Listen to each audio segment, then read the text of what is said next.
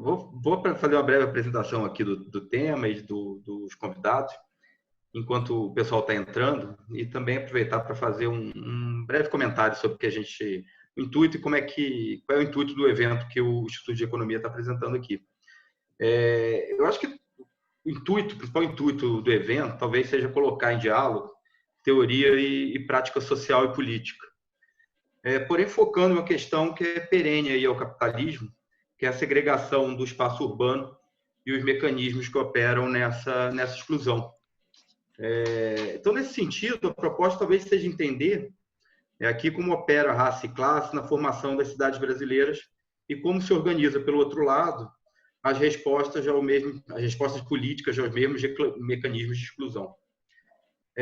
Só para a gente começar, eu gostaria de lembrar que a gente também está numa semana bem especial, em que a gente lembra 100 anos do nascimento de Florestan Fernandes, uma figura de militância dentro da universidade.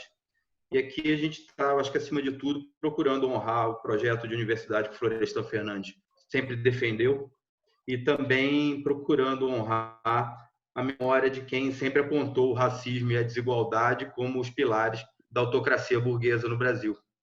Então, eu queria passar a palavra para o Natan, pelo coletivo Clóvis Moura, para fazer a apresentação dos convidados e abrir para o debate propriamente dito. Obrigado. Boa noite a todos, eu sou o Natan, eu sou pós-graduando no Instituto de Economia e integro o coletivo Clóvis Moura.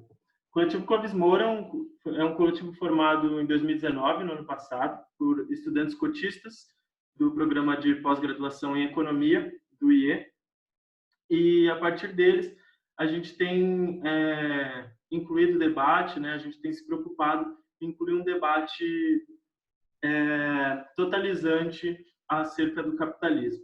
Então, expandir, para além das discussões de classe, uma discussão qualificada de raça e gênero.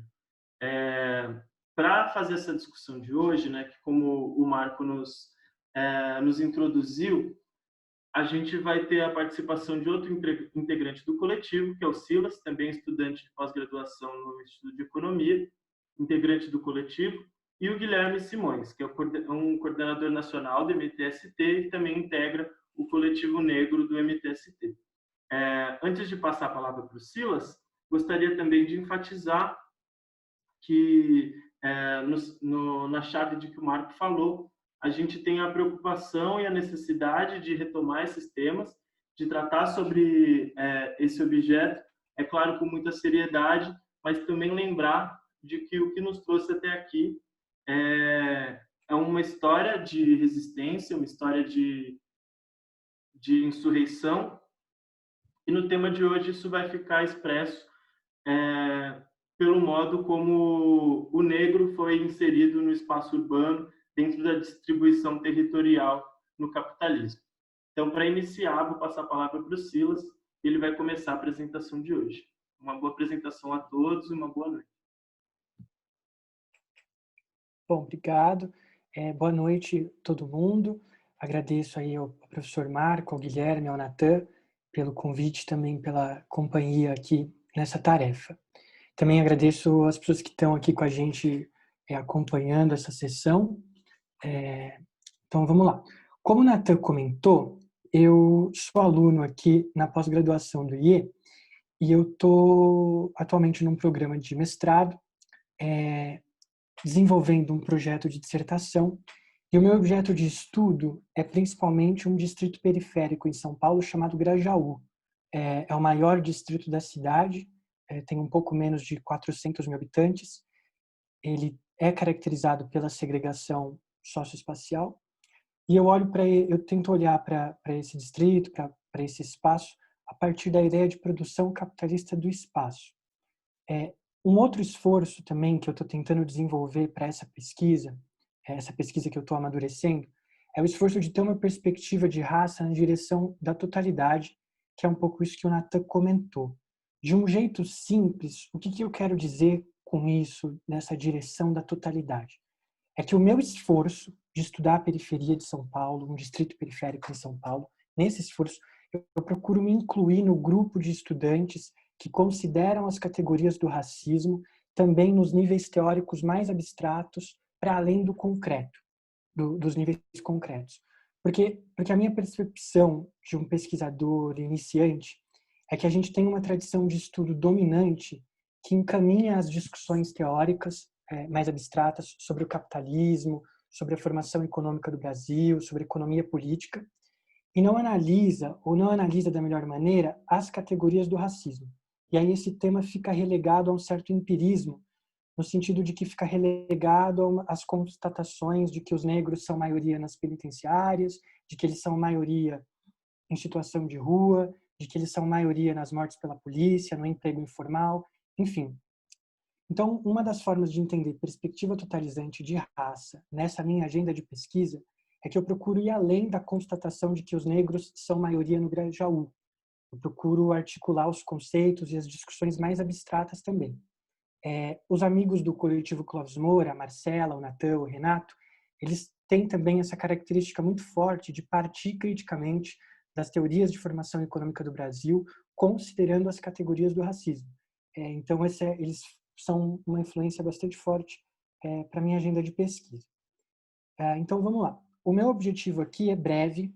Eu vou compartilhar algumas referências bibliográficas sobre a produção capitalista do espaço em São Paulo e algumas das opções argumentativas que me apareceram nessa direção que eu estou amadurecendo. Então, eu vou compartilhar com vocês, principalmente, referências bibliográficas e algumas perguntas, e aí, na esperança disso ser produtivo. Eu vou começar, então, propondo que para a gente partir da ideia de que raça é um conceito relacional e histórico, na medida que é um conceito, essa ideia de raça é um conceito que é transformado e manipulado de acordo com conflitos e discursos ao longo da história. Então, quando a gente diz isso, a gente já coloca um certo dinamismo na coisa, na questão do racismo. Não é à toa que essa ideia de raça ser um conceito relacional histórico, transformado e manipulado, é a ideia inicial no livro Racismo Estrutural, do Silvio de Almeida. Para a gente entender melhor isso, tem um texto do Clóvis Moura que ele se debruça sobre essa questão da raça, e aí ele observa que teve um período no qual os debates de raça eles se voltavam, sei lá, se os homens dos Alpes eram superiores aos homens na Galícia. Enfim, era uma discussão racial ali interna à Europa, onde eles ficavam comparando os homens dos Alpes com os homens da Galícia, com os homens do Mediterrâneo, mas ainda assim interna à Europa. E aí, o Clóvis Moura identifica que tem um momento no qual essa ideia de raça une a Europa num bloco branco, e aí o processo em torno de raça passa a ser o de desumanizar os povos originários em outros continentes. Então, principalmente no nosso caso, os negros e os indígenas. Eu estou colocando essa ideia para a gente já começar a entender raça como uma coisa dinâmica e vinculada ao modo de produção. Nesse caso do colonialismo, da expansão ultramarina europeia, tem a ver com aquele modo de produção, da decomposição do feudalismo, enfim, aquele período mercantil, colonial, escravocrata. Numa direção parecida a isso que eu estou propondo, o Davidson Faustino, ele é um estudioso aqui no Brasil também, e ele estuda o Frantz Fanon. O Frantz Fanon é muito importante, e aí o Davidson Faustino argumenta que o Fanon teve um diálogo com vários intelectuais importantes e que ele se apropriou de muitas discussões importantes para desenvolver o estudo dele. E desses diálogos, ele cita o Hegel e o Marx. E aí o que o Faustino diz é o seguinte, que se o Marx escreveu que um escravo só é um escravo em determinadas condições históricas, o Fanon escreveu que um negro só é um negro em determinadas condições históricas. Então, por exemplo, o colonialismo. Isso quer dizer que não existe uma essência negra, uma essência fixa e inerentemente negra. Mas é que, na verdade, o negro é uma construção social, mas não naquele sentido vulgar, isso é uma construção social. No sentido mais concreto da coisa mesmo, de que antes da expansão ultramarina europeia, não existiam negros, existiam várias etnias na África. E é o contato com o colonizador, é o contato com esse momento de expansão da Europa que cria o negro. Então, esse processo de criar o negro, de racializar o sujeito a partir de interesses econômicos e desumanizá-los para o trabalho compulsório estava completamente vinculado ao modo de produção que era, sei lá, agromercantil, colonial, escravocrata, enfim, do jeito que quiser nomear. Tá aí, então, coloquei aqui que essa ideia de raça, na verdade, é dinâmica e ela acompanha ali a organização da reprodução da vida, enfim. Daí, o que me parece?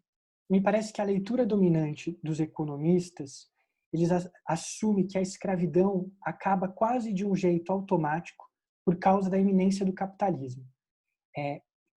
Porque a escravidão é um arcaísmo que não é compatível com o capitalismo, porque o capitalismo ele pressupõe a mão de obra livre. Então, porque a escravidão é esse arcaísmo e não é compatível, essa leitura dominante na economia trata do assunto de um jeito muito descompromissado, como se a consolidação do capitalismo substituísse automaticamente a oposição senhor-escravo pela oposição capitalista-trabalhador. É claro que essa oposição capital-trabalho, capitalista-trabalhador, ela é muito importante. Mas será que a forma como a gente trata ela na nossa literatura de formação econômica do Brasil não mascara algumas heranças de conflitos anteriores? O que eu estou querendo dizer é que raça é um conceito dinâmico, ele é relacional, histórico, e o olhar que a gente tem para o assunto, ele é estático, como se ele ficasse restringido ao escravismo, porque depois do escravismo, porque no capitalismo o que está valendo mesmo é a opressão de classe. Mas não é bem assim. Não é bem assim. Então, coloquei um pouco dessa ideia de raça, da onde que eu estou partindo. Eu vou falar um pouco sobre a questão da moradia e aí eu vou tentar contrapor as duas ideias. A primeira coisa que eu vou fazer é explicar que eu vou colocar a questão da moradia nos termos da produção do espaço. Isso embasado numa ideia que foi colocada pela Hermínia Maricato num texto de 1979, de que mais do que uma casa com paredes e telhados, aos trabalhadores que vão morar nessa casa importam também saneamento, energia elétrica, a distância em relação ao local de trabalho, enfim, é a ideia de que as pessoas moram não apenas numa casa, mas num espaço produzido. Por isso, produção capitalista do espaço.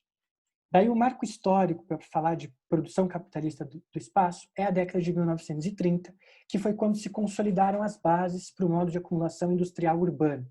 Esse é o período considerado o início do capitalismo tardio, da industrialização restringida. O Francisco de Oliveira chama de modo de acumulação industrial urbano.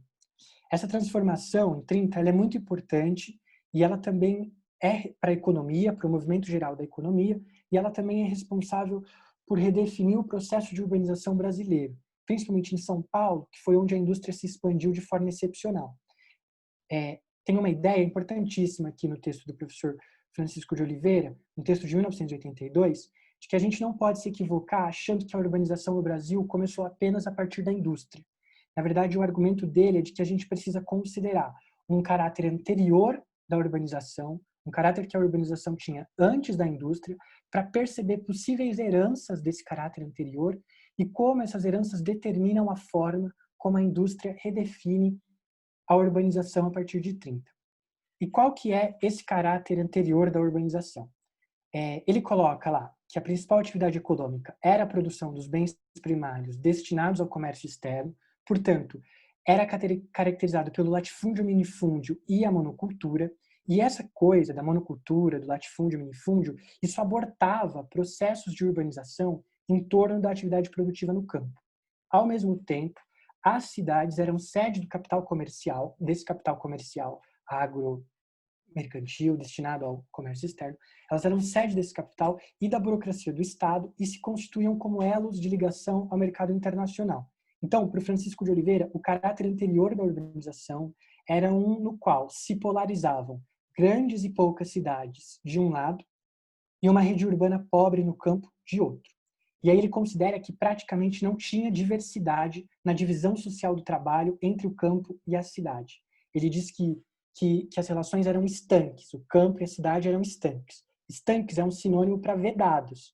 Então, ele, nesse âmbito da divisão social do trabalho, ele está dizendo que campo e cidade eram vedados.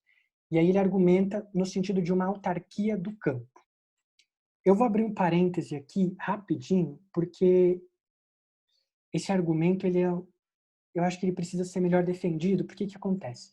professor Wilson Cano, aqui do Instituto de Economia, ele escreveu sobre a concentração industrial em São Paulo e na justificativa dele, justificativas dele, ele cita alguns elementos do complexo cafeiro paulista, como a ferrovia, o trabalho livre, a agricultura de subsistência, enfim, ele cita alguns elementos que me parecem sugerir o oposto do Francisco de Oliveira. Ou seja, sugerir que, na verdade, tinha uma certa diversidade na divisão social do trabalho entre o campo e a cidade, pelo menos nesse ciclo do café paulista. Eu estou investigando melhor essa história, estou tentando entender em que medida isso realmente é um debate. Não vou me aprofundar aqui nessa questão, mas eu vou dizer o seguinte, que eu vou seguir a minha exposição pelo argumento do Francisco de Oliveira, porque eu acho que é importante, eu acho que a obra do Francisco de Oliveira possibilitou caminhos argumentativos para a gente partir do nível abstrato do movimento geral da economia para os níveis mais concretos da produção do espaço.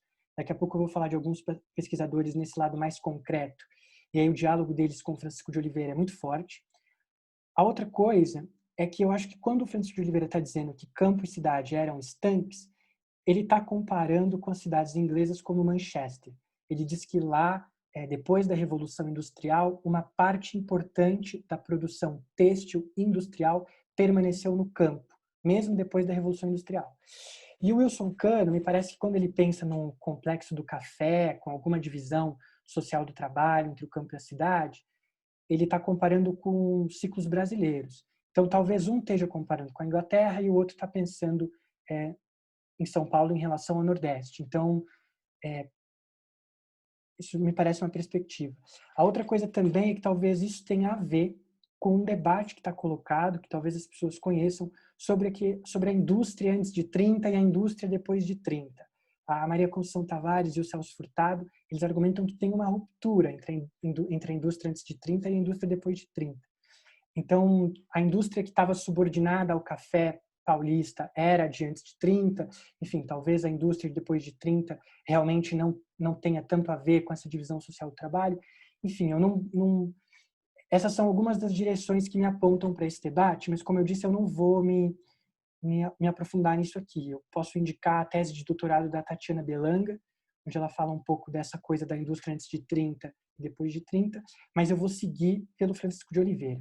Porque o que ele diz? Ele pega essa ideia da autarquia do campo, das relações entre o campo e a cidade, vedadas, para explicar a intensidade que a urbanização assumiu depois da industrialização. Porque o argumento dele é o seguinte: como a industrialização, a partir de 30, não se apoiou numa divisão social do trabalho anterior, diversificada, ela precisou ser fundamentalmente, simultaneamente urbana. Então, ela não pôde se apoiar no campo, ela teve que acontecer exclusivamente na cidade. E aí é por isso, e ele usa isso para explicar as taxas de crescimento da urbanização serem superiores às taxas de crescimento da força de trabalho empregada na indústria. Essa herança anterior, essa autarquia do campo, ela impõe uma autarquia da cidade. Então, por causa da forma anterior da urbanização, a urbanização depois da industrialização, ela precisa ser tão intensa, tão desenfreada como ela foi.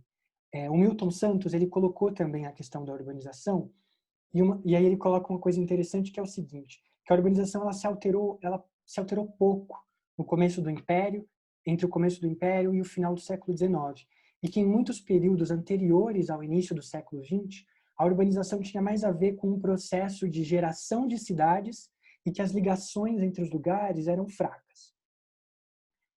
Beleza, isso é o que coloca o Milton Santos. Outra coisa interessante também é que entre 1940, 10 anos depois da Constituição, do modo de acumulação industrial urbano, entre 1940 e 1980, acontece o que o Milton Santos chamou de uma verdadeira inversão no lugar de residência da população brasileira, porque a taxa de urbanização nesse período vai de 26% a 68%. Nesse período de 40 anos, a população brasileira triplica e a população urbana é multiplicada por 7. Então, essa urbanização bastante desenfreada,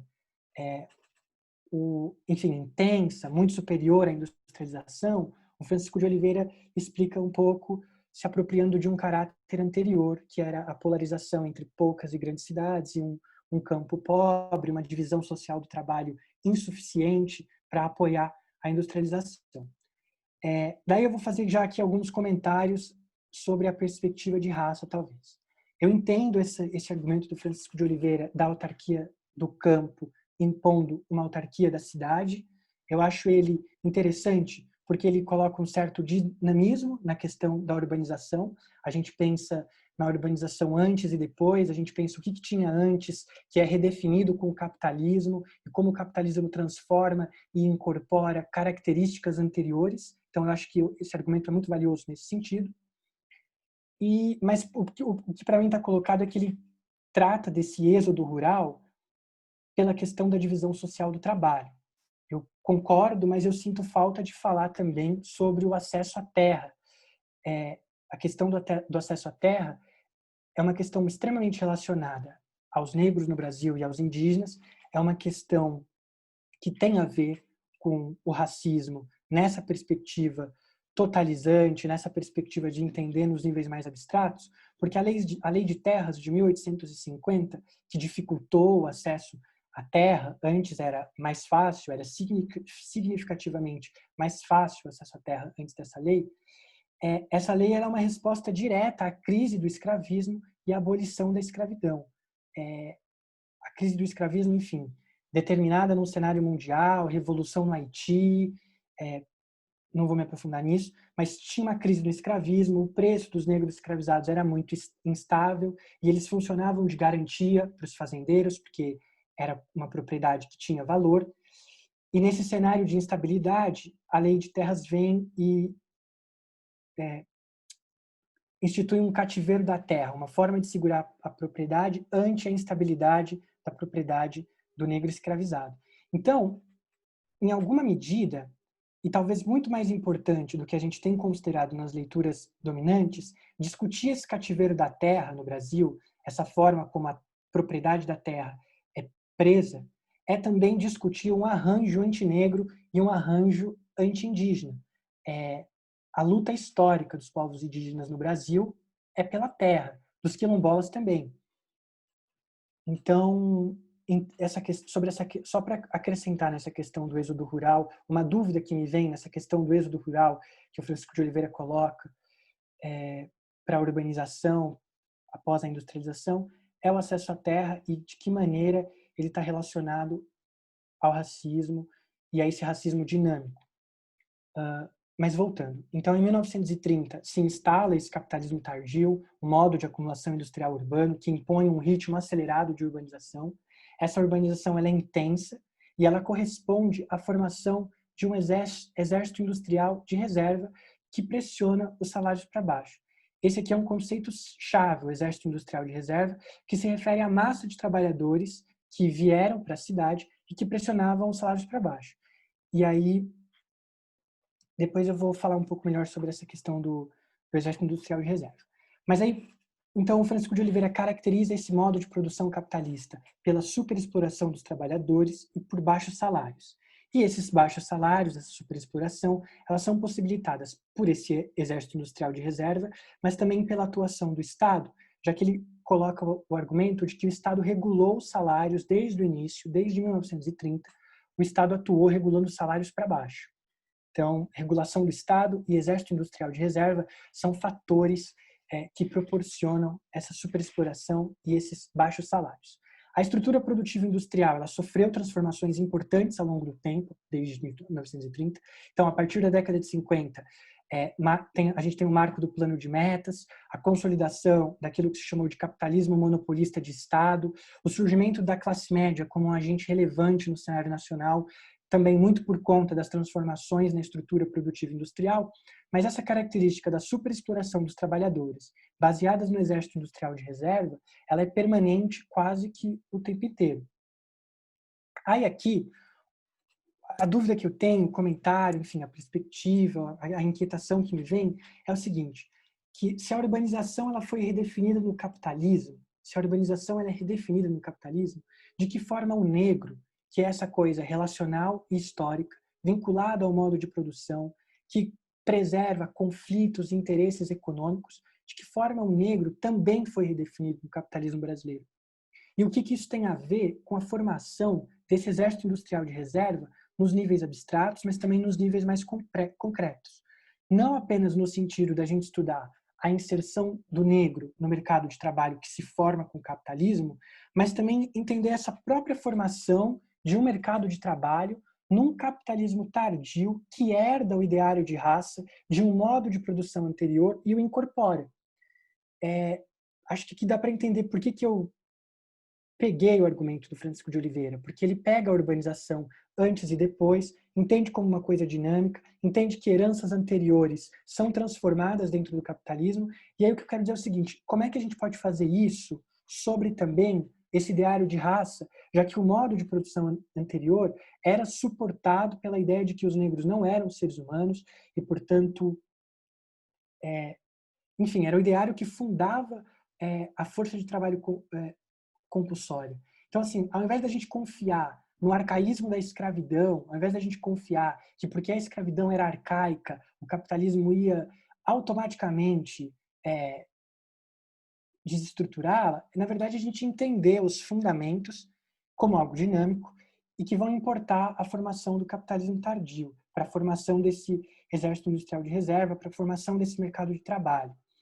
Ou seja, além daquela constatação de que os negros são maioria no mercado informal, porque o que fica é o seguinte, chegou o capitalismo, então acabou a escravidão, porque a escravidão não combina com o capitalismo, e aí o que acontece é que os patrões são preconceituosos. Os patrões capitalistas, eles são preconceituosos e eles não contratam negros. É essa a leitura que fica no final. Por isso que eu estou dizendo, da gente partir, da gente não ficar tanto nessa ideia da inserção dos negros no trabalho de mercado, no mercado de trabalho, baseado nesse preconceito dos patrões, mas entender a própria formação do mercado de trabalho num capitalismo tardio que herda heranças do escravismo e redefine e incorpora essas heranças. Para esse processo, como eu falei, as migrações são muito importantes para esse processo de formação desse exército industrial de reserva, esse êxodo rural, enfim, esses elementos que vão possibilitar a superexploração. As migrações são muito importantes. Entre as décadas de 1950 e 1960, o crescimento da população na cidade de São Paulo por migração foi 3,76% e o crescimento vegetativo foi 2,49%. Então, o crescimento por migração era bem maior. Esse processo da migração ele está relacionado com o aumento da população negra em São Paulo e a maioria também desses migrantes nordestinos, aqui eu estou falando dos imigrantes que vieram principalmente do Nordeste, a maior parte deles era negra. Então,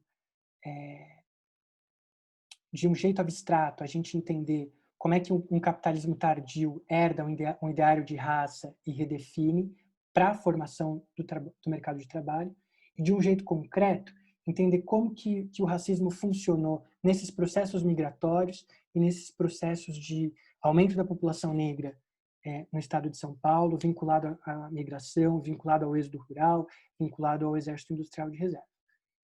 Então, me vêm esses primeiros questionamentos. Daí, tentando ir agora para uma coisa mais concreta.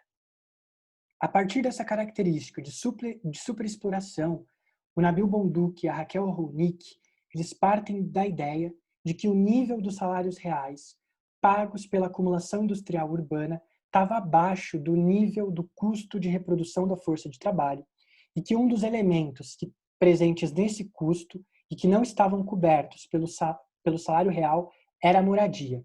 Então, eles conduzem uma pesquisa e aí eles encontram um processo de produção do espaço em São Paulo de uma forma muito concreta, que eles chamaram de um loteamento periférico. E aí esse loteamento periférico foi a forma de moradia predominante da classe trabalhadora em São Paulo, a partir principalmente dos anos 50. O que eles encontram de concreto? Nas décadas de 50 e 60, o que a gente observa é uma expansão da mancha urbana em São Paulo em direção aos terrenos periféricos, porque o mercado imobiliário passou a ofertar lotes nesses terrenos periféricos para a população trabalhadora. E esses lotes, a principal característica deles é que eles eram distantes do núcleo de emprego e também eles eram ausentes de infraestrutura.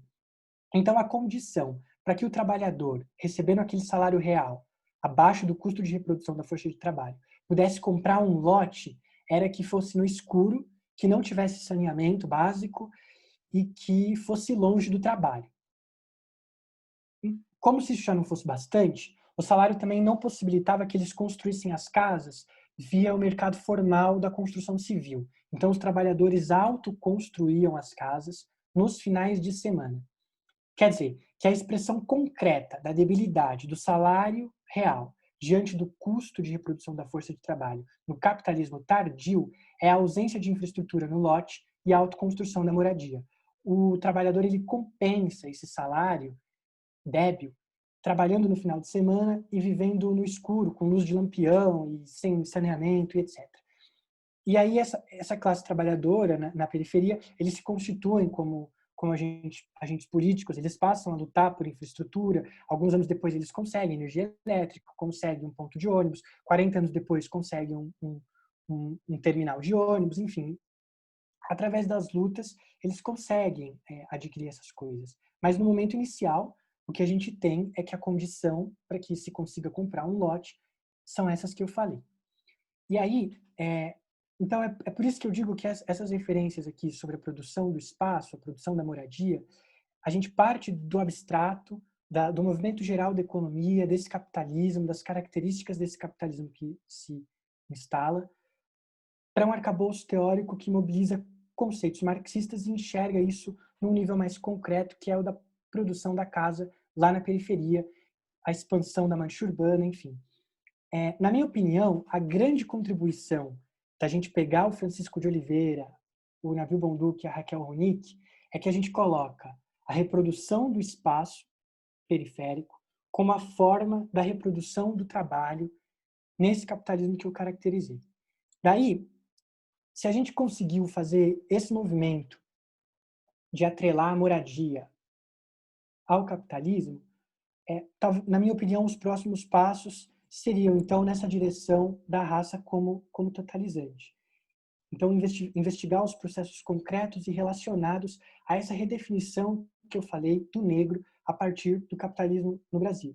E aí, alguns fenômenos que eu estou considerando, que eu estou olhando para a minha pesquisa, talvez, sejam os processos de miscigenação, os processos migratórios, que eu já falei, a própria formação do Exército Industrial de Reserva e o acesso à terra. Acho que esses são os temas assim que eu acredito onde eu vou encontrar essa contribuição do racismo enquanto um elemento totalizante para essa produção capitalista do espaço que esses teóricos marxistas discorreram de uma forma tão competente.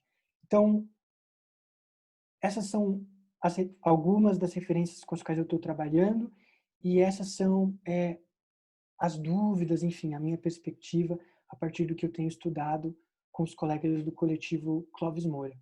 Eu agradeço aí a palavra e é nóis. Muito bem. Obrigado, Silas. Muito boa apresentação. Vamos seguir, passar a palavra para o Guilherme Simões, e aí daí seguimos para o debate. Quem quiser ir colocando pergunta no chat, tudo, a gente vai tomando nota aqui e seguimos. Guilherme, com a palavra. Bom, primeiro, boa noite para todo mundo. Boa noite, Marco, Natan, Silas. Obrigado pelo convite. Obrigado aí, Silas, pela contribuição. Na verdade, foi uma aula aí, né, cara? Um nível excelente aí. Quero dizer que, antes de qualquer coisa, que do ponto de vista teórico, eu não tenho a menor condição de contribuir no mesmo nível que o Silas aí. Foi muito, muito bom, muito legal te ouvir, viu? E, bom, queria começar também dizendo que você está fazendo um trabalho sobre o meu lugar de origem, meu lugar de vida, né, meu território. Estou falando daqui, inclusive, agora, que é o nosso bom e velho Grajaú. Né?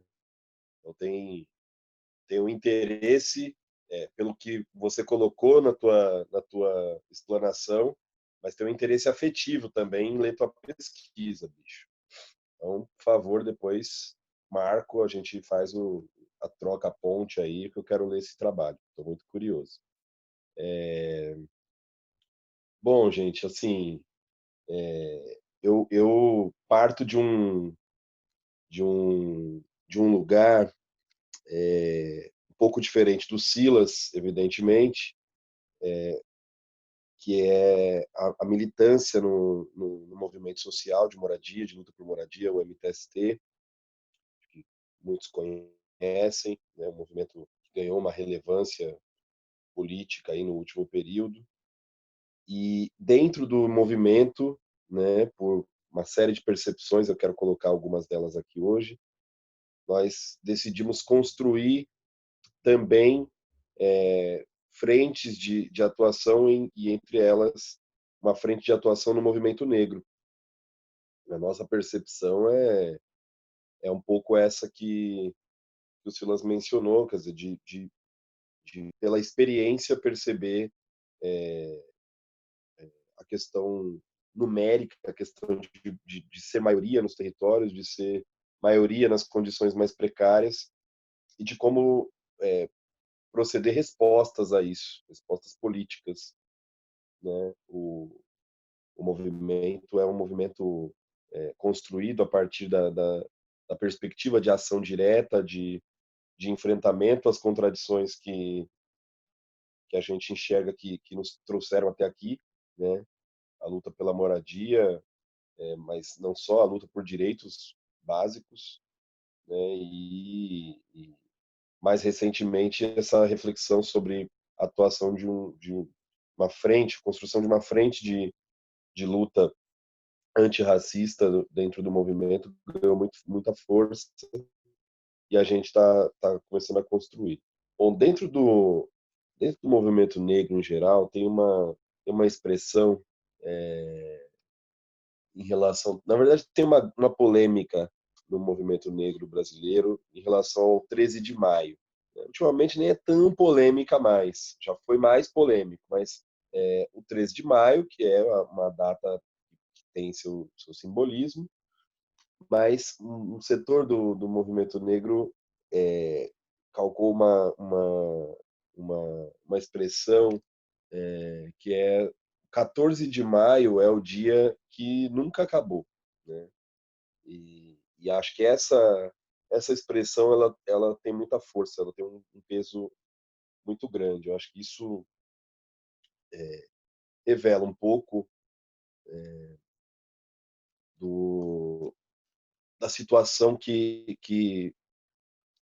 relaciona dois Brasis, né, em seus períodos históricos diferentes, de modelos políticos e econômicos diferentes, mas que se relacionam até os dias de hoje, que estão conectados ainda nos dias de hoje. Né? Quer dizer, um Brasil que contou com mais de 300 anos de trabalho forçado, de trabalho escravo, e um Brasil que, enfim aderiu à modernidade e resolveu mimetizar a Europa moderna, o progresso técnico, etc. Nesse Brasil dos 300 e tantos anos de escravidão, sim, primeiro que ele não é tão homogêneo assim, né? E ele também tem um elemento que a gente infelizmente se acostumou, que é a naturalização dele, né? Na verdade, a forma de tornar ele homogêneo, né? Ou seja, é a maior parte da nossa história, né? Mas a forma de tornar ele homogêneo foi dizer que é o período colonial, o período escravista do Brasil.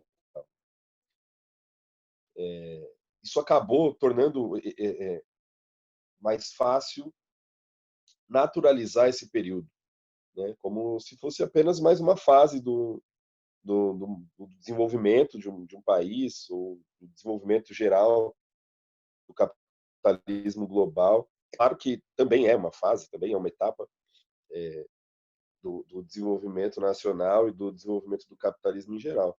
Mas, especificamente, o colonialismo aqui, ele tem uma característica que nos traz até hoje, como eu falei, que é o processo de desumanização, né, de uma parcela enorme da sociedade nacional, né, uma parcela majoritária até da sociedade nacional. Então é uma coisa bastante forte do ponto de vista social, do ponto de vista psicossocial, para um país ter a sua população durante tantos séculos, durante tanto tempo, em sua maioria, ser desumanizada, ser tratada como um objeto, ser tratada como mesmo um animal, né? Então, a abolição, ela, que é o corte aí entre esses dois Brasis, ela, bom, claro, já foi colocado aqui, ela foi usual para o modelo de desenvolvimento posto naquele momento, né? Enfim, é claro que ela é resultado de pressões de baixo, de rebeliões, de insurreições, mas ela também é institucionalizada a partir de interesses de cima, de interesses das elites e tal. Agora, a nossa elite latifundiária, elite agrária, escravocrata, ela não poderia aceitar simplesmente a integração da população negra, né, na sociedade, enfim, uma população que foi chicoteada em um dia, no outro ser assalariada, né? Isso, o racismo já era um instituto basilar da sociedade, né? O racismo nos modos que o Silas colocou para a gente, né? Como uma categoria política, histórica, né? De diferenciação, de inferiorização de toda uma população, né? Então, isso já era base da sociedade nacional. Então, isso que o Silas falou do patrão que tem preconceito, isso, na minha opinião, ele é uma característica bem importante, bastante importante. Não porque ele tenha um comportamento individual racista, né? Não porque ele tenha um comportamento discriminatório, mas porque isso revela uma uma coluna, né, do edifício chamado Brasil, né? Que a inferiorização e a desumanização de uma parcela muito significativa da população, né? É aquela história, né? Um professor meu no ensino médio, ou não me lembro, no final do ensino fundamental, tentando explicar para a garotada o que era o racismo, né? Para além do racismo do xingamento, do insulto, e aquela lição não saiu mais da minha mente. Diz, olha, imagina você tá num restaurante, de repente entra um porco, ou um cavalo, ou uma cabra, tá? E se senta do teu lado e pede um sei lá, um café, né? Como é que você vai se sentir, né? Era exatamente o que estava acontecendo na sociedade brasileira, né? Os cidadãos, né? Os cidadãos brasileiros, então, ou portugueses e brasileiros, viam a população negra como uma população não humana, não era gente, né? Isso tem um efeito que não pode ser simplesmente apagado por conta da lei da abolição, né?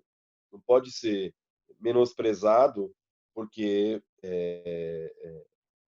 a Lei Áurea ocorreu há 130 anos atrás, né? Muito ao contrário.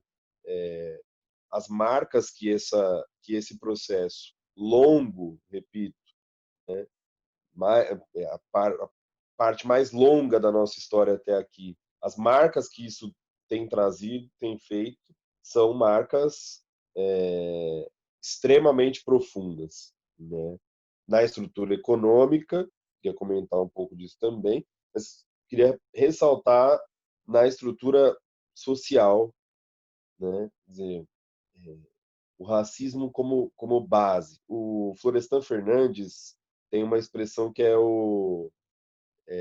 muito interessante para falar do recalque que a gente construiu a partir disso, porque não é só a população negra que vai ser ocultada, que vai ser escondida, que vai ser negada, né, a partir da abolição, mas é também o próprio racismo, né? E aí o Florestan fala que o Brasil desenvolveu o preconceito de termos preconceitos, né? E é muito revelador isso quando você tem uma pesquisa que ficou famosa há alguns anos atrás. Era uma pesquisa que era você acha que existe racismo no Brasil? 97% das pessoas responderam sim, existe racismo no Brasil. Aí a segunda pergunta era: você é racista? Você se considera racista? 97% das pessoas diziam que não, né? Tem racismo, mas não sou eu racista. Então, isso é uma marca no inconsciente coletivo, no inconsciente social, muito forte e que nós temos que lidar com ela. E qualquer análise do nosso modelo econômico e do desenvolvimento econômico do nosso país, na minha opinião, precisa passar por essa cisão não resolvida entre o Brasil da desumanização, o Brasil da negação e o Brasil que vai mimetizar o desenvolvimento europeu, né?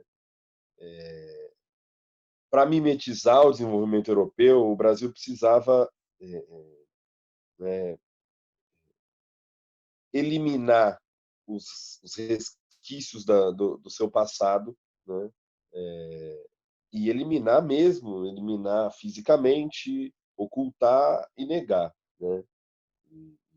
Isso você pode perceber não apenas nas relações raciais, mas, por exemplo, na arquitetura, né? Quando você tem no Rio de Janeiro a demolição de parte da cidade para a construção de prédios e de edifícios aos moldes europeus. Aqui em São Paulo também você tem isso, né? É toda uma reconfiguração da cidade do ponto de vista arquitetônico para uma nova fase, né? Ou seja, superou a escravidão, agora como se fosse como se não como se não houvesse um, um problema humano, né? Um problema de milhares, milhões, no caso nacional, de pessoas, né? Que se já estavam, em sua maioria, entre aspas, livres antes de 1888, viviam com um racismo estrutural nas suas costas, né? Ou seja, já havia a precariedade, já havia a necessidade de se refugiar em regiões mais distantes, em áreas alagadas, já havia o não acesso ao trabalho remunerado ou um acesso muito precário, já havia uma criminalização dessa população livre, né? Mesmo antes de 88, havia a proibição dessas pessoas estudarem, por exemplo, né? Pessoas eram proibidas de frequentar escolas, muito embora escolas evidentemente não fossem aparelhos como são hoje, né?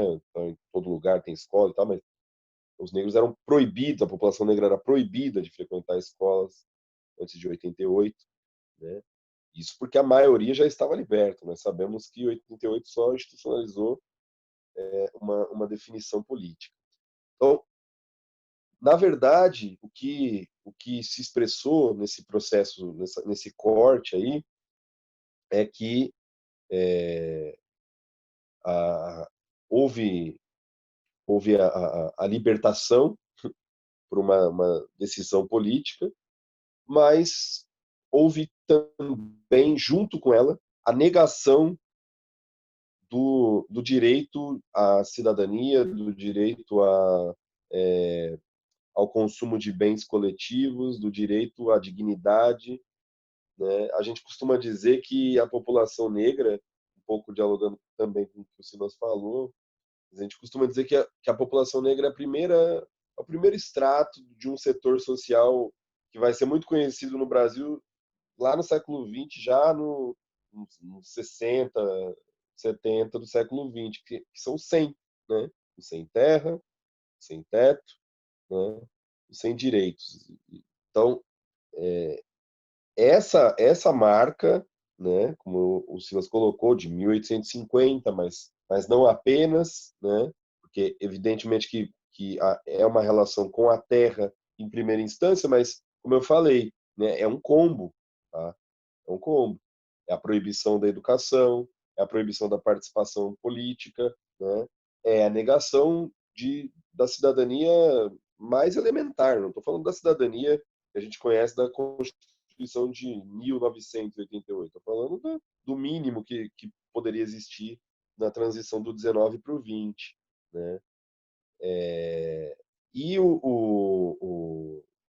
uma outra coisa, esse processo de eliminação, que também não pode ser, na minha avaliação, secundarizado para analisar as nossas características econômicas e as contradições do desenvolvimento do capitalismo brasileiro, que é o processo intencional, né, estruturado de embranquecimento da população. Isso é algo muito sui generis, né? É uma tentativa de destruição. É um dos elementos mais importantes do que a gente chama no movimento negro de genocídio da população negra brasileira. Né? O genocídio não é só a violência policial exterminando jovens nas periferias, nas favelas e tal. Né? É a negação da vida, a negação do direito à vida. E o embranquecimento como política estatal era uma prática bastante explícita do racismo estrutural, né? Bastante explícita do modelo que o Brasil estava adotando de segregação racial, né? De ocultação, né?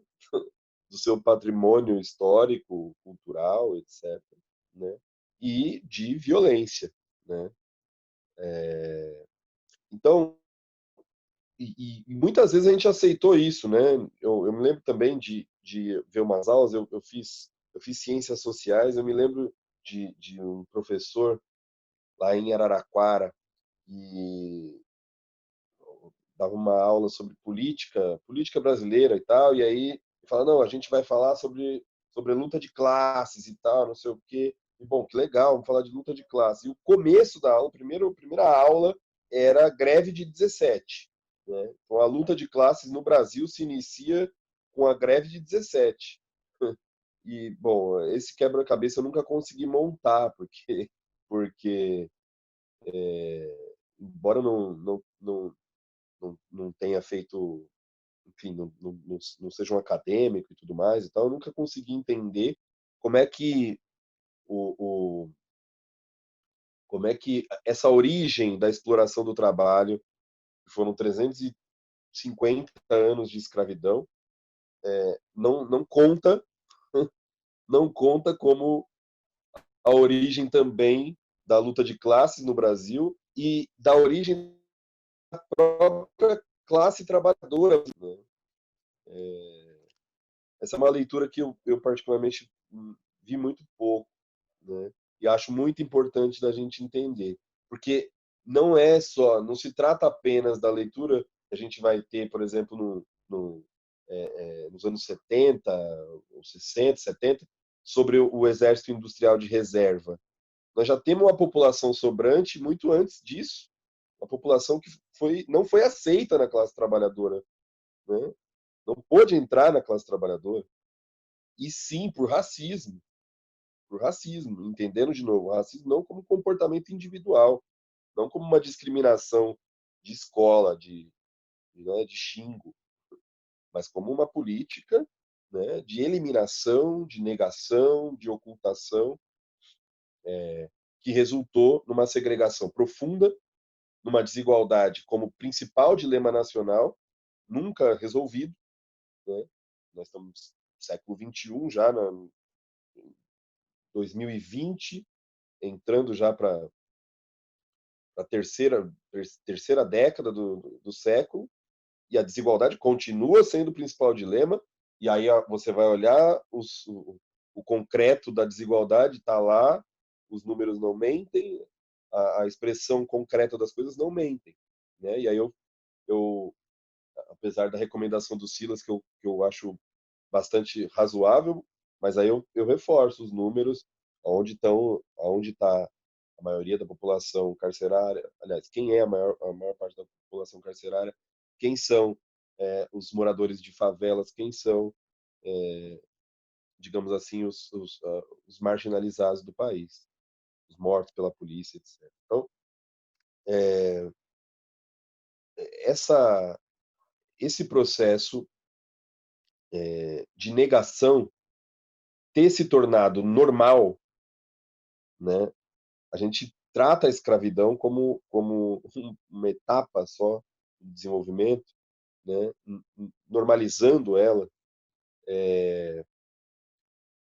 Parece que isso tomou de posse a cultura nacional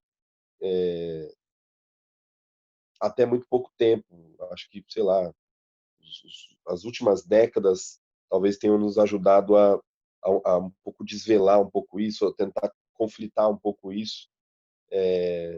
Mas é isso, foram muitos os esforços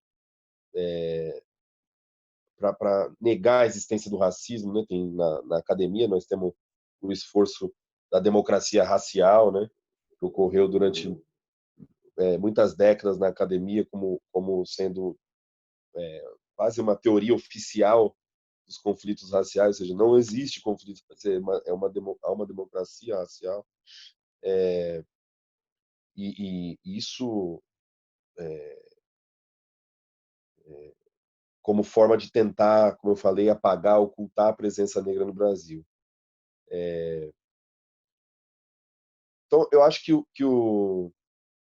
essa intersecção entre o debate racial e o debate de, de, de classe, ou seja, a ideia de totalizar a discussão, né, é, é, é fundamental, porque a gente não vai, eu acho, na minha visão, no meu entender, não vai encontrar uma fórmula em outras experiências internacionais. A esquerda brasileira teimou muito com isso, e acho que tem aprendido bastante a tentar fazer uma leitura da própria realidade. Agora, é preciso se conciliar com uma coisa que a gente fez um esforço enorme para apagar. E aí, eu acho que a, a, a, a nos ajuda nessa. A gente ficou tanto tempo, é preciso trazer o trauma de volta, e por isso talvez o crescimento do movimento negro seja algo importante politicamente, né? Eu vejo muita gente tratando o, o, o movimento negro de maneira pejorativa às vezes, né? Ah, identitarismo, não sei o quê e tal. Acho isso enfim, para ficar no eufemismo, de um equívoco muito grande. O impressionismo de uma parte do movimento negro pode ser politicamente muito importante para trazer de volta uma coisa que a gente ficou deixando lá, numa caixinha, numa gavetinha, embaixo do tapete, ficamos esquecendo, ficamos deixando. Então é um momento, a psicanálise nos ensina que para superar um trauma você precisa revivê-lo de alguma forma, né? Você precisa revivê-lo. E reviver, enfim, tem várias formas de reviver. O movimento negro tem contribuído para trazer à tona, colocar o bode na sala, né? Olha, o problema do Brasil é o racismo. E quando você fala isso, você não está dizendo que o problema é simplesmente a discriminação racial, a discriminação pela cor da pele. Você está trazendo um debate, como o Silas falou, de um Silvio de Almeida, por exemplo, né? A ideia de um racismo estrutural, que estrutura as nossas relações sociais, políticas e econômicas, né? Então, talvez esteja aí o principal nó nosso do debate que possa totalizar a discussão em torno do debate de raça, né? O debate de classes e tal, que é entender o racismo como essa base fundamental da nossa sociedade, não apenas no campo da cultura, né? Mas de maneira mais geral. Bom, gente, o que eu tinha para contribuir aí era isso. Espero que tenha ajudado aí e, novamente, muito obrigado. Bem, muito obrigado a você, Guilherme. Obrigado de novo pelo convite, o ter aceito o convite. Eu vou ler as perguntas do chat, tanto para o Silas quanto para o Guilherme. A gente recebeu uma série de perguntas, depois eu vou abrir para alguns convidados que estão aqui na sala do Zoom, o Natan e o Jaime também estão com perguntas para serem feitas. Surgiu muita dúvida sobre a questão do fluxo migratório e da radicalidade do fluxo migratório a partir da década de 30. Se vocês pudessem mais comentar um pouquinho sobre tudo o Silas, de como é que foi o impacto disso justamente no zoneamento urbano. Eu também tenho uma pergunta, já vou aproveitar aqui a prerrogativa da mesa e fazer uma pergunta também. Bem, Florestan Fernandes ensina para a gente que o racismo opera desde o começo como um mecanismo de exclusão no mercado de trabalho. E do mecanismo de exclusão no mercado de trabalho, uma determinada estrutura de classe também opera na segregação do espaço urbano.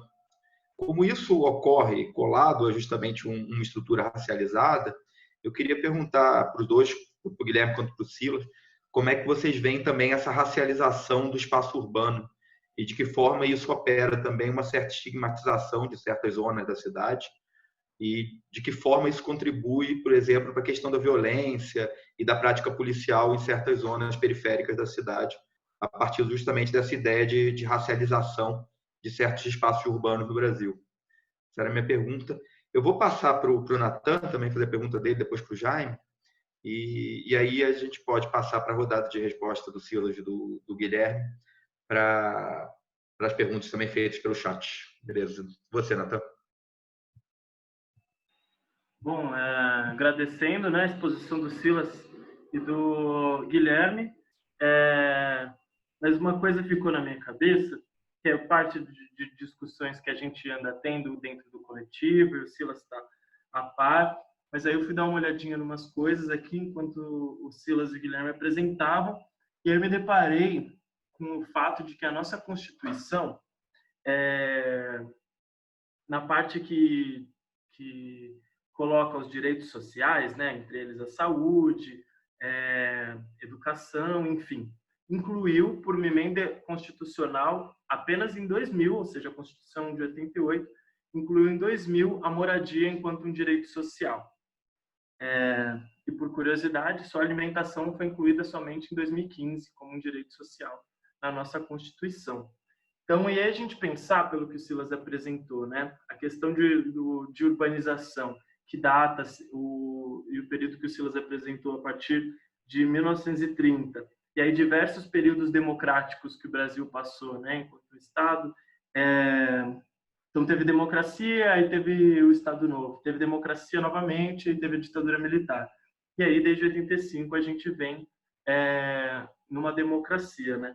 E eu queria perguntar, na real, para o Silas e para o Guilherme, por que o Estado, né, o Estado democrático e a democracia, apesar até e de muito tardiamente colocar a moradia como um direito social, não consegue prover moradia para essas populações que a gente está discutindo, né?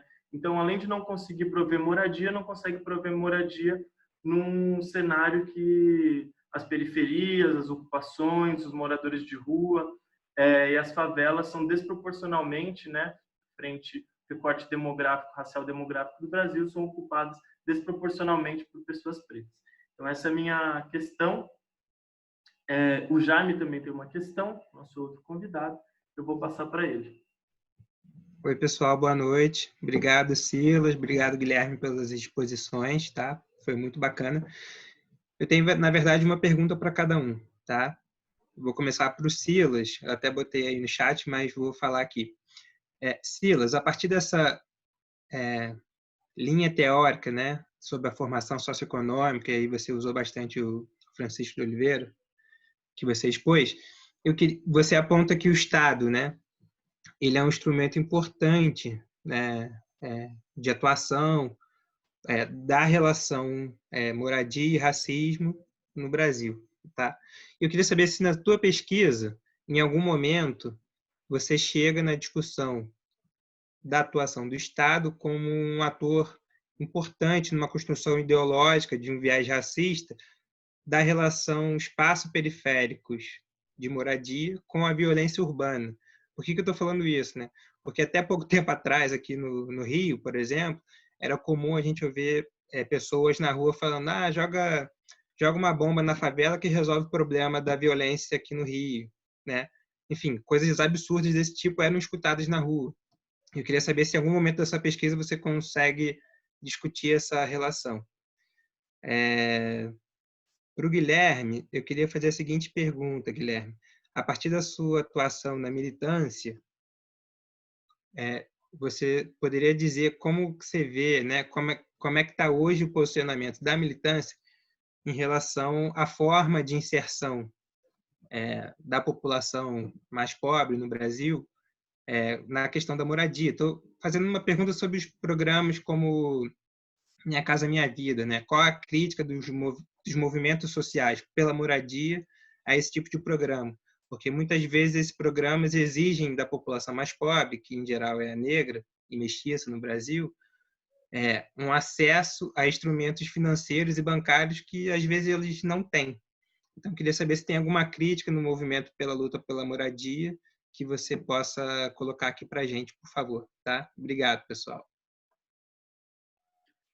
Beleza, vamos voltar a palavra para os dois convidados.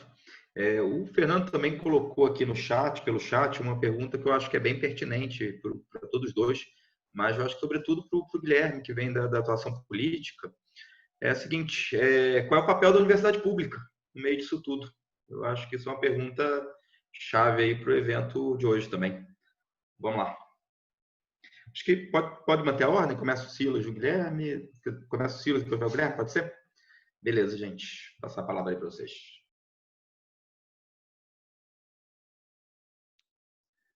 Então, essa questão do êxodo rural, se os fluxos migratórios é por causa de uma insuficiência de mão de obra branca na cidade. Eu não sei, eu não acho que, pelo menos eu não caminhei ainda em colocar a questão nesses termos de oferta e demanda de mão de obra. Preciso fazer isso, mas o que eu acho importante, assim, a direção inicial que eu tenho sobre os fluxos migratórios é de pensar o seguinte, é de pensar o acesso à terra, né? Numa abordagem inicial, esse êxodo rural, esses fluxos migratórios, eles estão relacionados ao acesso à terra e, na minha visão, o acesso à terra tem tudo a ver com o arranjo que existe quando os fundamentos da escravidão são incorporados no capitalismo. Então, eu fico pensando de que forma esses fluxos migratórios eles não seriam um elemento concreto dessa redefinição dos fundamentos da escravidão incorporados no capitalismo. Então, eu penso mais nesse sentido. Por que eu fico falando tanto de acesso à terra? O que acontece? E aí tudo a ver com o que o colega Simões comentou sobre o 14 de maio. Porque a abolição que aconteceu da escravidão em 1888, ela, na verdade, é o último estágio de um processo de crise do escravismo. Esse processo de crise tem tudo a ver com a Revolução no Haiti.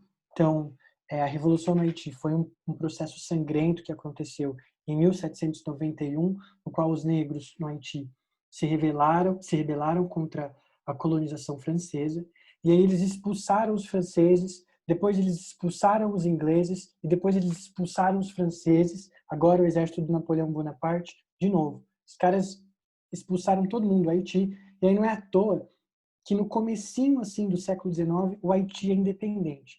Essa revolução no Haiti, ela força, ela antecipa a abolição da escravidão tanto na Inglaterra quanto na França.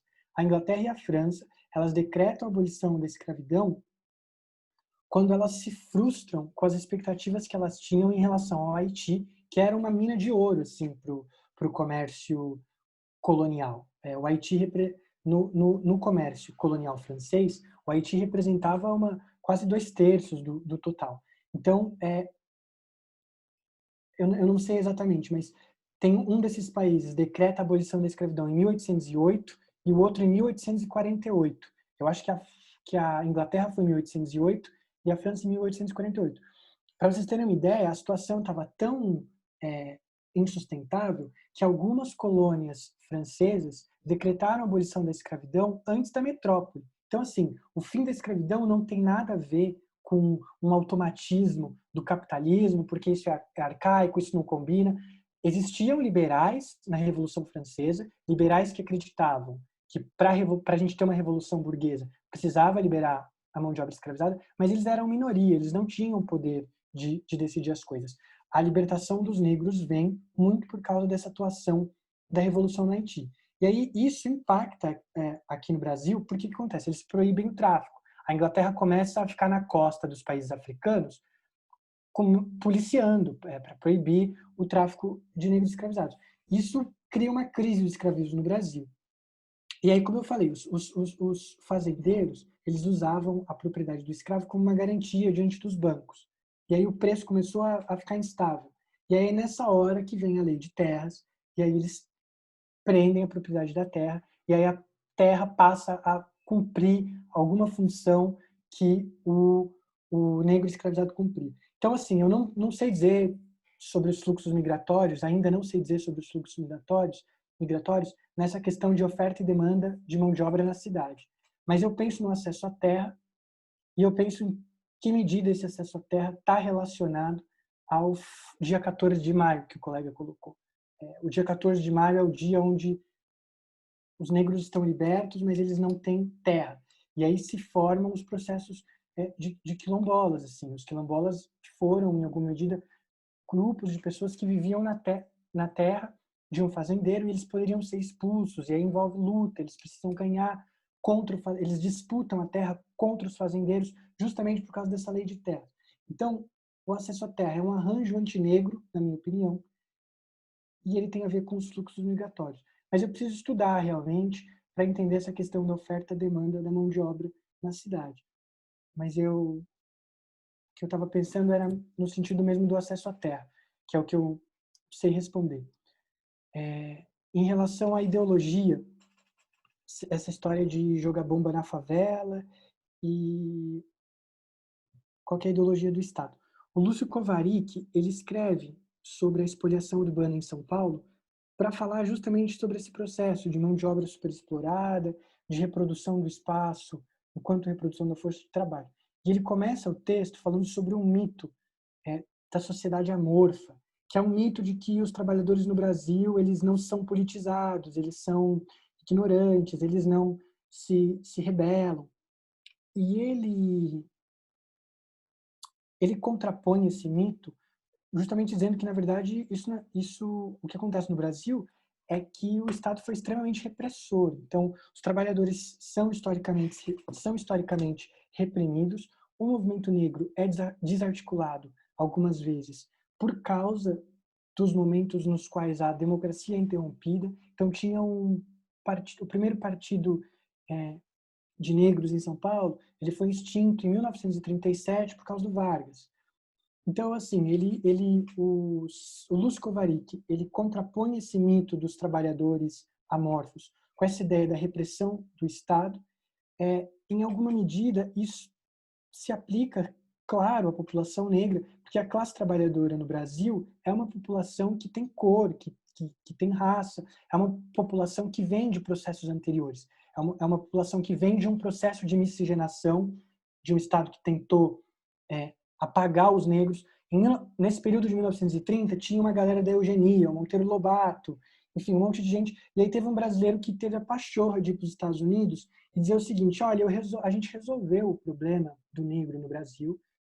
Inclusive, fica aqui a sugestão para vocês, que é a miscigenação. Antes, o pardo era o demônio. O pardo era a pior coisa que podia ter. O pardo era pior do que o preto. porque misturar as raças aí era que é ruim mesmo. E aí, no Brasil, a gente tem essa inovação de mudar. E aí, por isso que o cara vai para os Estados Unidos falar isso. Que se misturar dá bom, porque aí a gente apaga os negros do Brasil misturando. Isso é miscigenação. Então, assim, misturei um monte de coisa para falar do Joga Bomba na Favela, né? De que esse mito desses trabalhadores amorfos, ignorantes, ele está em diálogo direto com os mitos que a gente tem sobre os negros no Brasil, de que eles não se rebelaram, de que o movimento negro no Brasil, de que as faltas do racismo hoje em dia, o problema do racismo hoje em dia, ele se refere aos problemas que o movimento negro teve para se organizar. A Vera Magalhães no Roda Viva do Silvio de Almeida, assim, outros jornalistas também, a gente sente que a pergunta que está na boca deles é assim: qual que é a autocrítica do movimento negro para explicar o racismo ainda existir? Então, existe esse mito de que os negros não se... E esse mito está atrelado a esse mito também da classe trabalhadora. Então, assim, é muito difícil a gente estudar essas coisas, porque é essa grande mistura que foi transposta de propósito do trabalhador e o negro, da classe e da raça. A galera embolou isso de propósito nesse projeto de miscigenação, e aí é difícil a gente entender essas ideologias. Mas só para citar uma coisa interessante, em março de 1980, um trabalhador no Grajaú morreu porque ele estava indo para o trabalho e o ônibus estava tão cheio que eles iam pendurado do lado de fora. E aí ele estava pendurado na porta do ônibus, se chocou contra um poste, morreu. E aí a galera protestou de uma forma muito violenta. Então, assim, a galera diz que os negros no Brasil não se revoltam, os trabalhadores não se revoltam. Eles protestaram no Grajaú, teve tiro, teve ônibus queimado. E aí embaixo, no jornal, na manchete do jornal, tem um pronunciamento do secretário de Segurança Pública, e a postura dele é a seguinte, que a gente vai meter bala em vagabundo, que vagabundo que queima ônibus tem que ser reprimido mesmo, que a polícia vai cair para cima. Então, assim, pense que a gente teve uma ditadura nos anos 60 que perseguia comunista, que perseguia vagabundo. Logo no final da escravidão, tinha a lei da vadiagem, que prendia a galera que estava tocando samba, que estava num terreiro. Inclusive, o maior acervo de arte sacra, de religião de matriz africana, está no domínio da polícia militar. A polícia militar é a dona do maior acervo, porque eles prendiam as coisas. Então, eu acho que a gente tem que pensar nessas coisas para tentar entender as relações entre esses mitos, essas ideologias de que trabalhador é vagabundo, de que macumbeiro é vagabundo, de que sambista é vagabundo, tá tudo imbricado, cara. Eu não sei assim explicar. Talvez na minha pesquisa apareça, mas é um trampo, assim. Isso aqui é uma pesquisa à parte, identificar essas coisas. E vou fechar aqui falando de racialização do espaço urbano. Como é que é a racialização do espaço urbano? Na minha opinião, a racialização do espaço urbano tem a ver com a reprodução do espaço como forma da reprodução do trabalho. Porque se a gente pegar hoje a população negra distribuída no espaço de São Paulo, a população negra não é a maioria na cidade. Os pardos são 30%, os pretos retintos são 7%, somando dá menos de 40%, 37%, a maioria é branco. Mas nas periferias, os negros são maiorias. Então, no Jardim Ângela é quase 60%, o negro é a maioria. Então, no Jardim Ângela é quase 60%, no Grajaú é 51%, em Parelheiros, que foi onde a senhora foi pisoteada no pescoço, é 50 e tantos por cento também. Então, assim, os negros estão distribuídos, eles estão na periferia, eles não estão no bairro nobre. E essa distribuição, ela é muito de acordo, muito correspondente à distribuição do emprego formal na cidade. Então, esses mesmos bairros são os onde tem mais negros, também são os bairros onde tem menos emprego formal. Então, a racialização do espaço urbano, ela tem tudo a ver com a reprodução do trabalho. Por isso que eu acho que é limitado a gente falar da reprodução do espaço como reprodução do trabalho, sem entender o que é o racismo, onde que ele entra nessa formação capitalista. Porque tem tudo a ver, assim. Vou parar por aqui e passar para o colega.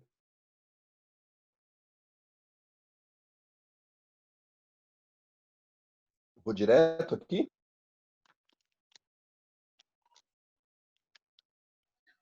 Então, pô. Pode ir, Guilherme. Bom, não, também acho que vou acabar misturando um pouco aqui, que vocês colocaram. Eu acho que, bom, primeiro assim, a formação das cidades, ela do jeito que a gente entende elas, né? Ela, ela é essencialmente mercantil, né? Então, assim, a cidade é construída para fazer dinheiro, né? Bom, para dar lucro, e não para abrigar as pessoas, para acolher, para dar dignidade. Acho que esse ponto de partida é essencial para a gente entender a segregação e a segregação racial das cidades, né? Então, é por isso que no início da formação da metrópole São Paulo, né, você tem um processo violentíssimo de especulação imobiliária que valoriza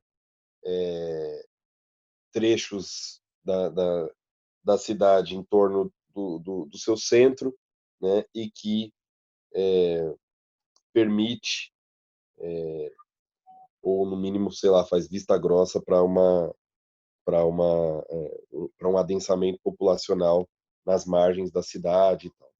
E isso vai configurando, obviamente, um, um, uma, uma cidade dividida, né, uma segregação social muito profunda e que, como o Silas colocou agora para nós, né, essa segregação social ela corresponde a uma segregação racial no Brasil pelos elementos que todo mundo aqui já conhece, a gente também tratou um pouco, né? O fato é que essa segregação produz dois ambientes diversos. Eu queria abordar um pouco nesse aspecto mais, digamos, mais cultural mesmo da coisa, porque nós temos, de fato, a construção de dois mundos distintos, né? Numa cidade concebida né, nesses moldes mercantis, é a cidade cidadã mesmo, né? A cidade onde, bom, com limitações, com contradições, mas acesso a transporte público, acesso a bens coletivos, né? Acesso à iluminação, acesso a empregos formais, né? E na outra cidade, nós temos a cidade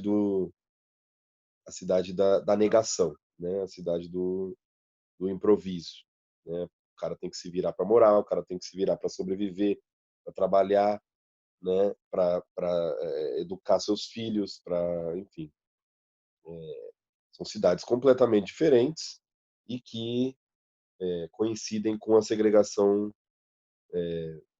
racial também, né? Agora, é interessante isso que o Silas colocou também, e também vai pegando um pouco do que vocês também me perguntaram, que é uma politização dos territórios marginalizados, né, das periferias, das favelas e tal. Porque um dos aspectos do racismo institucional, que é essa ideia aí colocada de que, bom, o negro é vagabundo, o trabalhador é vagabundo, não sei o que e tal, a ideia do amanhã é dia de branco, né? Ou seja, como se a população que trabalha fosse, não sei se vocês conhecem esse dito, né? Amanhã é dia de branco. Então, essa ideia ela está ligada à ideia de que, difundida a partir do, do processo de crise do escravismo, né, de que a população negra é uma população que só quer festa, que só quer saber de, de batuque, de música, etc. E tal. De uma maneira pejorativa, né? Que, pelo menos na minha visão, de fato, a música é muito melhor que o trabalho. Mas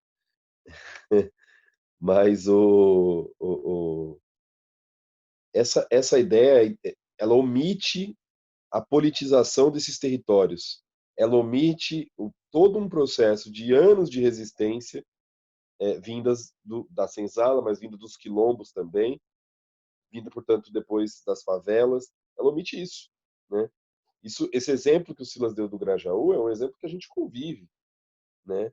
Você pegar, você falou desse exemplo do Grajaú, o Eder Sader tem um livro, né, fantástico, que mostra um pouco isso, né, que é quando novos personagens entram em cena.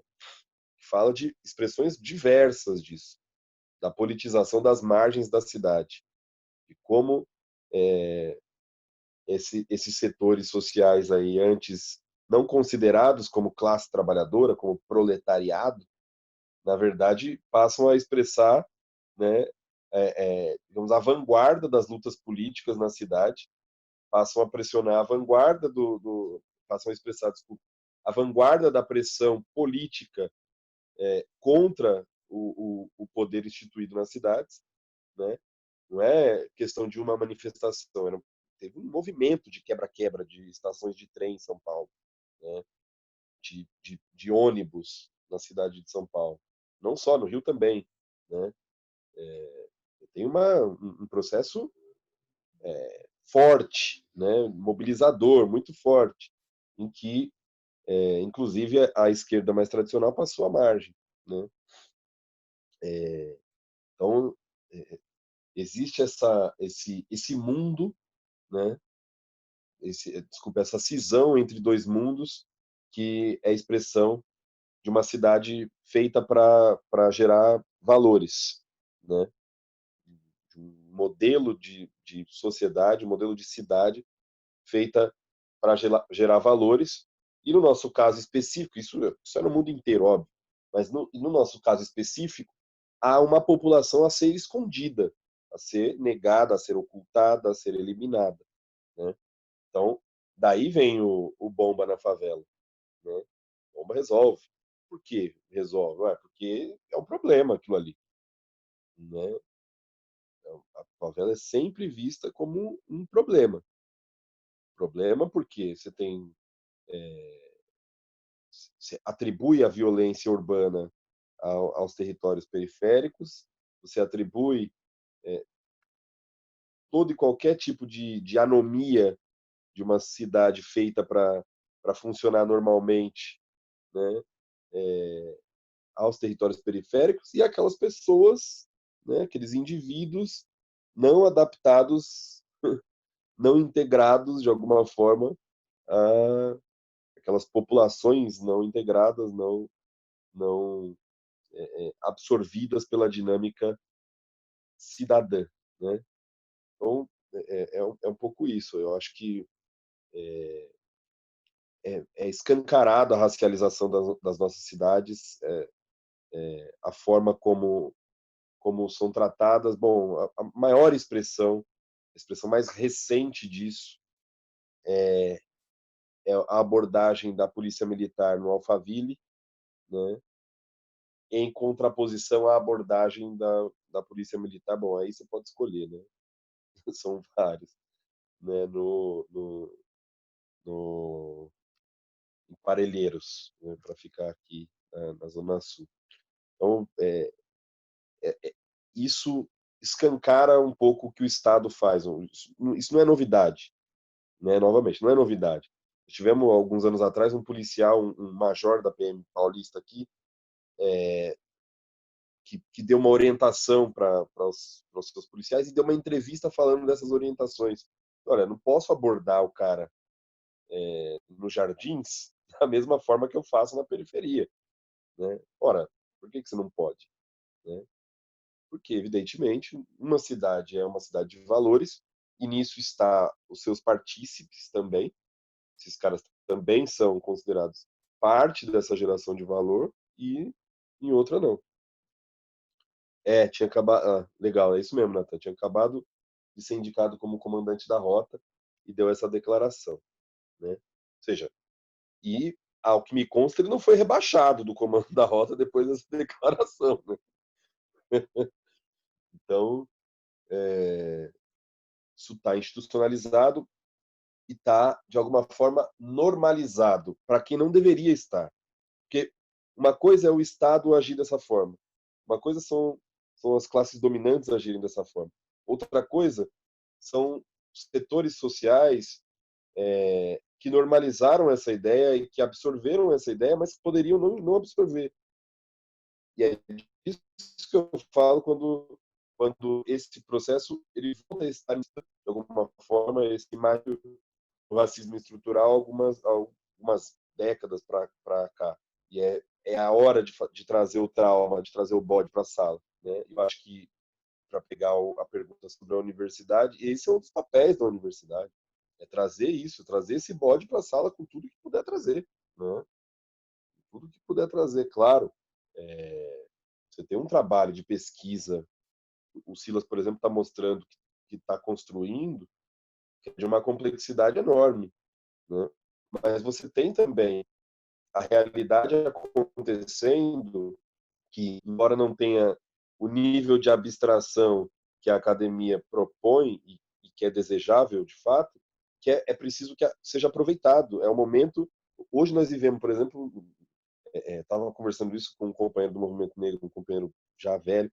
Olha, hoje nós estamos vivendo uma das melhores fases do movimento negro nas últimas décadas do Brasil, por incrível que pareça.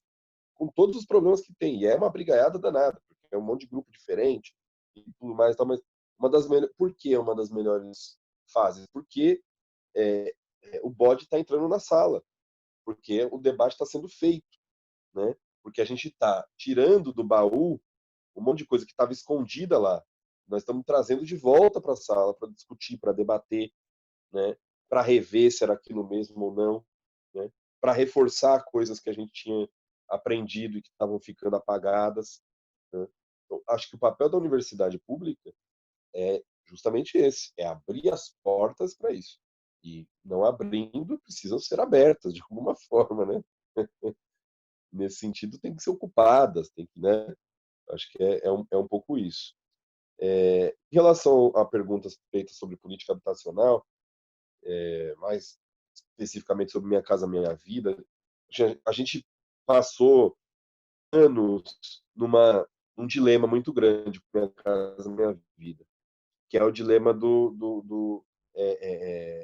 bom, é uma política habitacional ímpar. Nunca tinha sido feita uma política habitacional das dimensões do Minha Casa Minha Vida.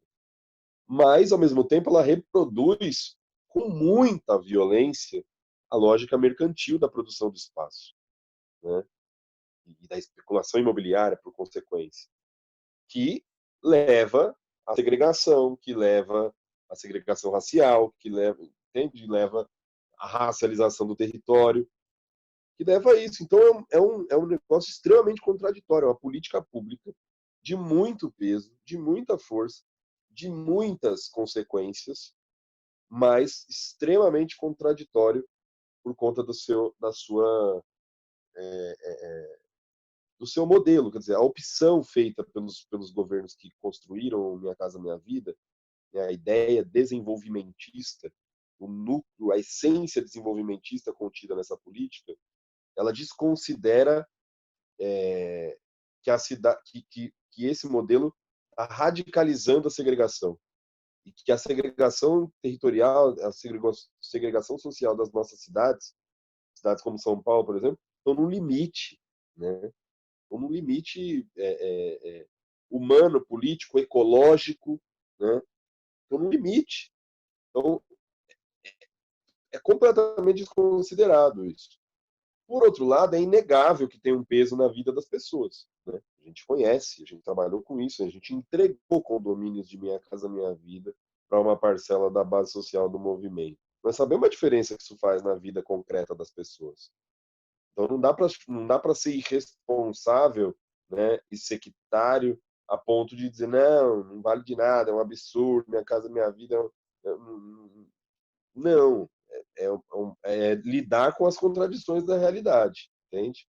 Nós lutamos muito contra essa reprodução de lógica mercantil, de segregação, de especulação imobiliária, mas a gente também lutou para, por exemplo, através de uma modalidade bem pequenininha, específica lá, que é a modalidade de entidades do programa, a gente construir em lugares melhores, melhor localizados, com maior qualidade, com maior tamanho, uma outra lógica de construção participativa, né? Então, pequenas brechas que puderam ser aproveitadas. No geral, como eu falei, ao mesmo tempo, uma política pública de habitação popular e um refresco ali para as construtoras que estavam já em risco, né, no final da década de